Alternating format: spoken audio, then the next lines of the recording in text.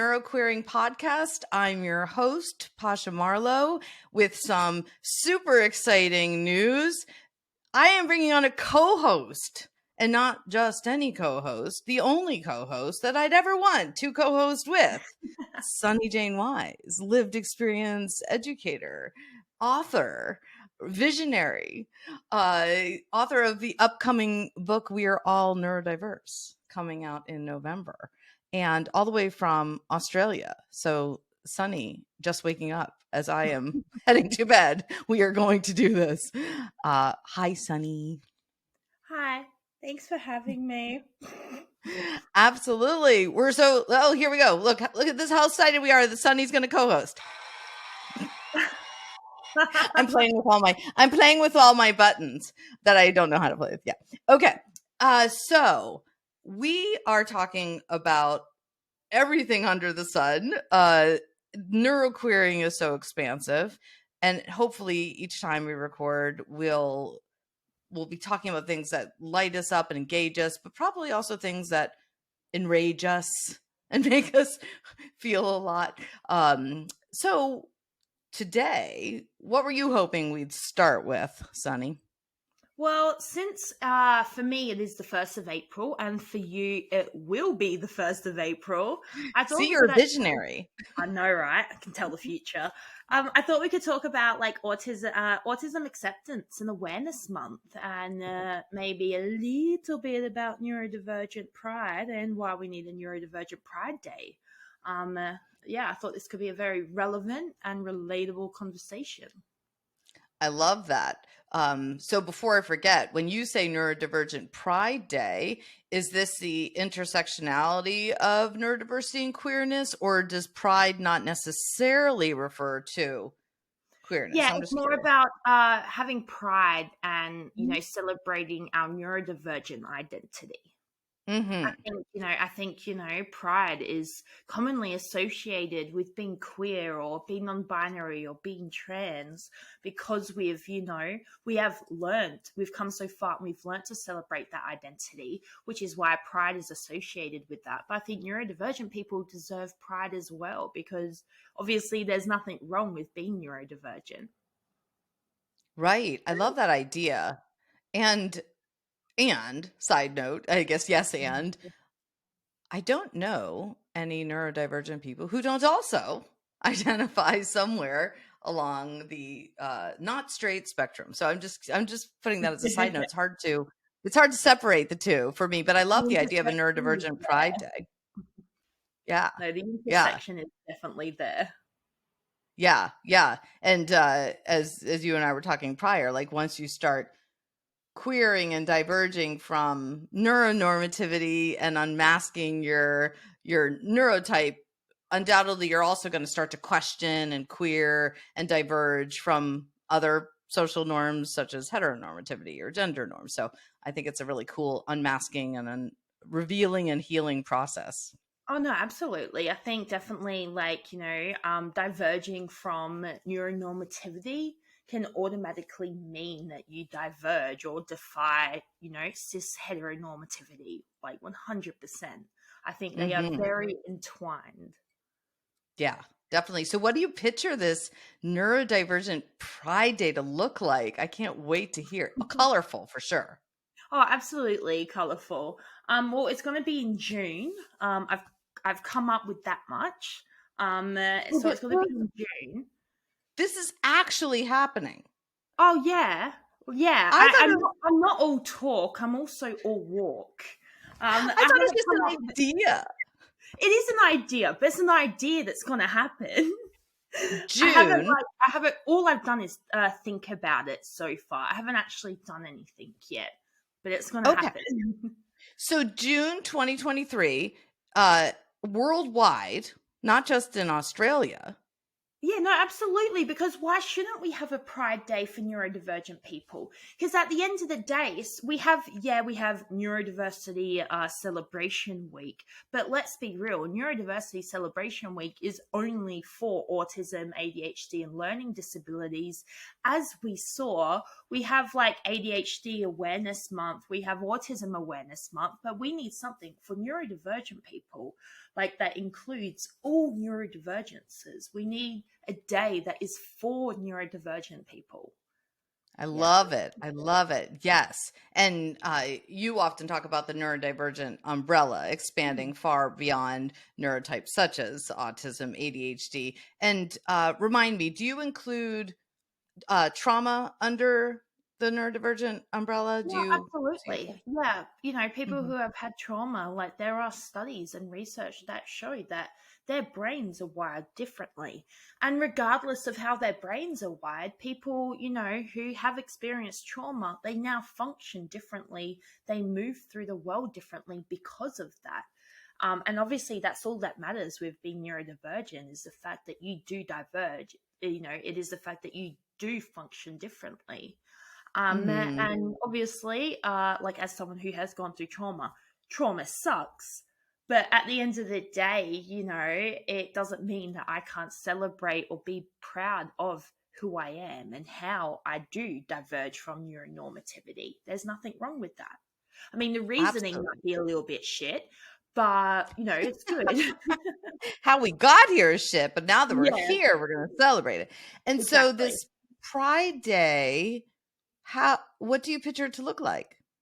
Um, uh, this year, because I'm not so great with the planning side of things, this year I hope to release this video of people with different neurodivergences talking about why they identify as neurodivergent or what neurodivergent means to them and how it's made a difference to how they've seen themselves. So I hope to get like a campaign video going around, and then obviously as well just people like prompts or stuff like people talking about being neurodivergent or what neurodivergent means to them on their own social media. But next year, once I have a little bit more time organizing it, I hope for there to be like an online summit, like an online conference with people with different neurodivergences talking about how to support them and talking about their neurodivergences. So for example, someone with schizophrenia, someone who hears voices, someone who's a system or a multiple, who has alters, someone who has bipolar, someone with an acquired brain injury, basically gain the different representations of the neurodivergent umbrella in one like online neurodivergent conference type thing. Just because even though I know, like, so for example, Neurodiversity Celebration Week, all the speakers, it was all about autism or ADHD or Yeah. dyslexia. So I'd love to see a neurodivergent conference that actually represents neurodivergence. Absolutely. And do you picture this year beyond live events and parades and kind of a party atmosphere like a more traditional Pride? Like I definitely don't. I look. I don't know if we can organize a parade, but I definitely like just like really embracing the pride thing. I love it. I identify as neurodivergent because this is why, and this is why I love being neurodivergent. Just really finding the strengths and celebration in who we are. I love it. I love it. I think it's a brilliant idea. I can't wait to hear what day in June I should set aside for this marvelous Yeah. event. Yeah, Wait. exciting. And so, autism awareness is now Autism Acceptance Month, or do I have that backwards? There's actually, I don't think there's actually any, what do you call it, consensus. Okay. Some people still call it Autism Awareness Month, some call it Autism Acceptance Month, some people like me call it Autism Awareness and Acceptance Month. Good. There's, it's just April. Autism April. That's the new Autism. name. Autism April. Okay. And I saw on your Instagram, I believe it was like 30 days. Yeah. Each day was a different way to celebrate, or how did you line that out? Line that out? Yeah, so I think it's called 30 Days of Autistic Voices. I Mm-hmm. think first started it last year, but I started it again this year purely because during April there's always non-autistic people talking about autism, and it's Mm-hmm. like, move over, bitch. This month ain't for you. And yeah, and so I just wanted to create like a way for autistic people to like participate and share their autistic experiences and talk about, autism from an actually autistic lens, and a way for non-autistic people to like find these autistic voices by following the hashtag. And by following the hashtag, they get to read all these different autistic experiences. They get to gain a deeper understanding of autism from, actually autistic people. Yes. And with regards to actually autistic people, because you've met one person who's autistic, you've met one person who's autistic, it looks so different for all people. There's hesitancies or fears that I hear of people feeling like they're not autistic presenting enough to step into a role where they're speaking about autism. So I'm curious what you say about that. And also just in general, the gatekeeping or the policing that is happening, where it's probably meant to be inclusive, but still within each of the communities I feel like there's a lot of exclusivity and gatekeeping still going on. Yeah. Well, I mean, I think that's why the hashtag and like the 30-day calendar can actually be helpful, because you are right. When you've met one autistic person, you've met one autistic person, and so that's why I like this 30 days of autistic voices, because you're getting multiple autistic people talking about autism and sharing their autistic voices. So you're not just reading about autism or like reading about meltdowns from one autistic person. You've got a bunch of different autistic people sharing their experiences. So you're able to read multiple perspectives and everything. Yes. I'm curious, what's your unique embodiment of autism for What does yourself? that question mean? Oh, I guess for me, when I think of how I embody my autism, because it's not just about how I think, it's about how I live and love and Yeah. move.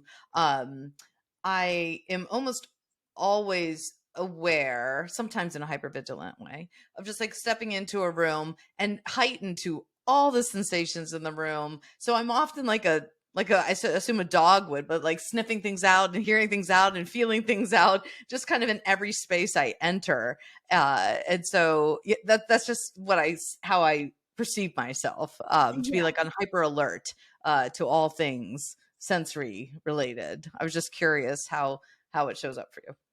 I guess how it shows up for me is it's just who I am. Hmm. Um, yeah, it's just who I am. That it's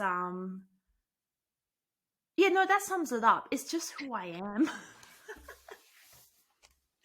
You can't separate the autism from the Sonny at all. It's who No. I am. Yeah. Yes. Yeah. Yeah. Great. I love it. I love it. Were you always so accepting of your No. autism? When No. when when was the I guess catalyst moment or transition time? Oh, I would probably say 2018. Mhm. 2018, 2019. I think that was the catalyst. And purely because I started meeting and talking to people who would talk about autism like acceptingly. That's not a word. I know. Yeah, they would talk about like they'll mention autism or talk about autism in a way that was just so casual and accepting and neutral, that it kind of like been like it taught me to be able to talk about it that way. Because otherwise, previously, like since I was 8 years old, I always had a very negative view of autism, like to the point that when I was like mm, 23, 22, that I actually wanted to become an ABA assistant, because I Mhm. actually thought like autism was something to be fix. All they need is to change our behavior. And that Mm, was because, like, I was basically brainwashed into thinking about autism a certain way. yeah, yeah. I was definitely raised to think of it as something you want to avoid, a challenge, Yeah, don't talk about it. If you have it, hide it. yeah. So a lot of shame around it. Similarly with ADHD, although Oh, interestingly, definitely, I feel like there's this, uh, I'm sure for some it happens in a different, perhaps, order, but I was unmasking my queerness, and then in unmasking my queerness I started to also realize and unmask my ADHD, and then upon kind of managing my ADHD I started to unmask autism, and it just and then it just keeps, like, almost as if things just continue to reveal themselves. And I've heard that from a lot of people, that it doesn't happen all at once sometimes, that there's these just like moments and yeah. pieces where you learn new things, and all of a sudden you have these aha moments, unexpectedly so, that feel like everything in your life makes sense for a second. Yeah, I was just curious if you had a similar experience where, was it autism that you came to embrace in 2018? And were there other are you multiply neurodivergent? Do you consider yourself? Yeah, yeah. So I was diagnosed with autism and ADHD both when I was 8 years old. Okay. So I grew up always knowing I had them, but then I kind of, when I was 20, I ended up kind of rejecting the idea that had autism and ADHD. I was convinced that all the doctors were lied. Um, so it wasn't until 2018 that I was just like, oh shit, they were right. So I think because I always knew I had both, the yeah, I always had that awareness. But I also have bipolar as well, Mhm. which is like a whole other level. And I think accepting my autism and ADHD really helped me to accept my bipolar. Like, because Good. at the end of the day, how could I accept my autism and ADHD and not accept my bipolar? That just doesn't make sense. Yes, agreed. And were you able to find support or anyone that was neurodivergent affirming, any helpers or healers in your life? No.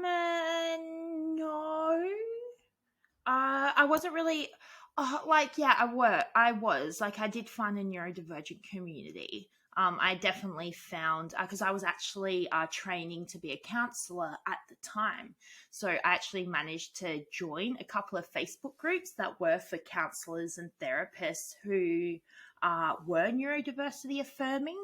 So I had a really good introduction. I think is that because I was training to be a therapist at the time, that I was exposed to the neurodivergent community, or the neurodiversity affirming community, pretty much from the get go. So university couldn't brainwash me. Ha ha ha.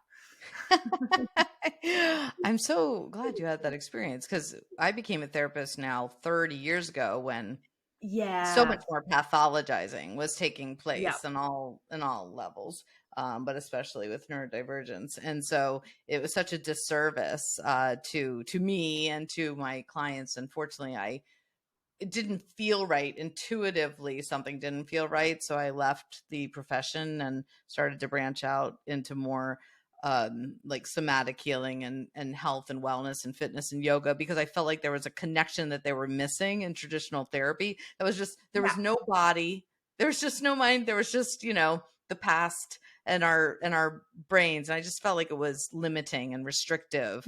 And Yeah. I still feel like, even when people talk about neurodiversity, it's restrictive in the sense they're talking about just like brain differences or how people think differently. And I feel like there still needs to be so much more expansiveness I around the know, right? conversation. That's what kind of gets me, that with neurodiversity and neurodivergence, they focus on how, oh, yeah, our brains are wired differently, or our brains are unique, or our brains, think differently. And it's like, one, the whole point of neurodiversity is that every single individual in the world has a different brain. So duh, of course we all think differently. And then secondly, neurodivergence is about how we function differently to neuronormativity. It's got nothing to do with our brains. I mean, obviously we function differently because our brains are different, but like obviously our brains are different because of neurodiversity. But the point is that we function differently to neuronormativity. So it's less of a whole biological thing with our brains and more with social construct. It's more with social norms. It's, the idea behind neurodivergence is that, how we should function is a social construct. There is no such thing as normal. There's only such thing as socially acceptable. And Right. so I feel like people get like hung up on, our brain wiring, what's happening in our brains rather than, focusing on, how we function. Yes. Yeah. I've been referring to it as body mind or mind body rather than just brain, Yeah. or even just nuances. Because, like you're saying, like we are all individuals with individual, obviously, duh, brains, but obviously also, duh, different bodies and different lives and different histories and different Yeah. ideas. And so it's also nuanced. So I feel like it's kind of back to the gatekeeping. Like it's so compartmentalized now that it feels restrictive. Yeah. No, Yeah. absolutely. I even Mhm. see that with like people who will like argue against me with like the term neurodivergent. They'll say like neuro means brain, like the neuro part of neurodivergent. They're like neuro means like neurological, therefore neurodivergent is about neurological differences. And it's like, no, just ignore the neuro part. Neuro doesn't have to mean neurological. Just accept the word as a whole. Ignore the neuro part. Yes, it's challenging when we start to fight semantics and picking apart Yeah. the words. Yeah, because everybody's own filters come in at that point.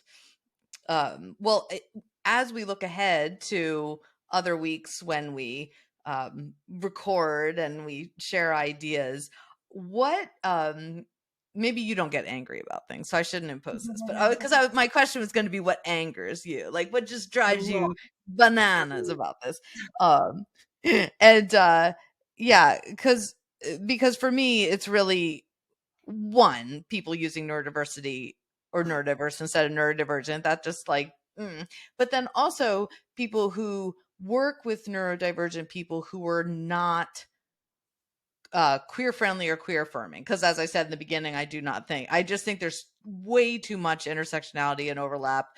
I feel like if you're going to help serve one community, you're serving both. And so Yeah.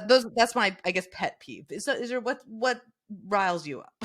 Well, definitely both of those things you mentioned, especially when people medicalize neurodivergence. So when they'll say, a person has a neurodivergent condition, um, or like, diagnosed with neurodivergence. I really Mm, hate when people medicalize neurodivergence because that would be like saying diagnosed with queerness or yes. a person with queerness. It's like, neurodivergent is an identity, not a medical term.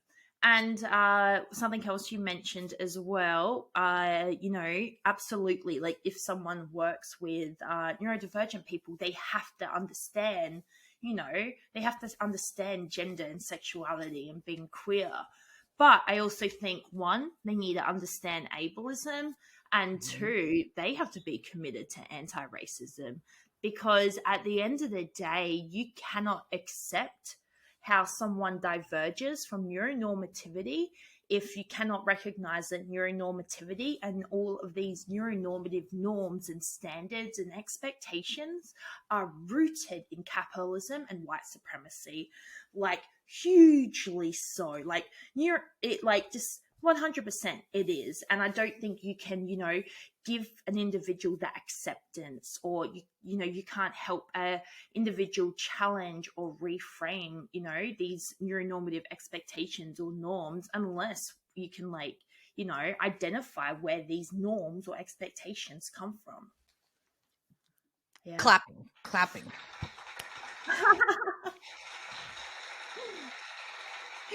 Yes, completely agree. I think we should end on that because that's just the essence of it all. And we'll be returning to new conversations each time. I don't know how frequently we're going to do. We're going to try. We're going to try what, a couple times a month? We're going to be consistently inconsistent, but we will be showing up. And as well, you know, if you are listening to this, feel free to suggest topics. Like if there's a topic that gets you angry, chances are there could be a topic that gets us angry. So suggest. We want to talk about shit that you want to hear about. I love it. And so people can reach you. What's the best way? What's your best way of people reaching you, Sonny? Instagram, just comment. Okay. You read the comments? Yeah, I'll read the comments. Okay. I'm more likely to read comments than I are to read messages. Oh, good to know. Oh, good to know. You're more likely to read the comments than the messages at Lived Experience Educator on Instagram. Yeah. I'm still on TikTok until it disappears as Neuroqueer Coach, but also on Instagram as Neuroqueer Coach. I think I actually read the messages more than the comments, but I will try to do both. No, we'll you know, we'll have our different niches. I'll do the comments, you can do the messages. There we go. And then when we post our podcast, it'll be on Apple and Spotify, and I'll also put it on YouTube, and there'll be opportunities for people to rate and review and share and comment on the podcast platforms too. Yes. So nice. I'm so excited that we get to have these conversations, Sonny, and I'm glad to be neuroqueering with you. These are honestly the conversations I want to be having. These are the conversations that I constantly have in my head, or like I rant about to my cat. So I'm really glad I finally have another person to talk about this with. You have a person and a platform now. Millions of people. Right? Finally. praying this recording actually worked. We can put it out to the millions of people that follow us. Yeah, right. Okay. Well, okay. Let's hope this worked. And then if it did, we'll do it again. Yeah. We'll be back. Thank you, everybody.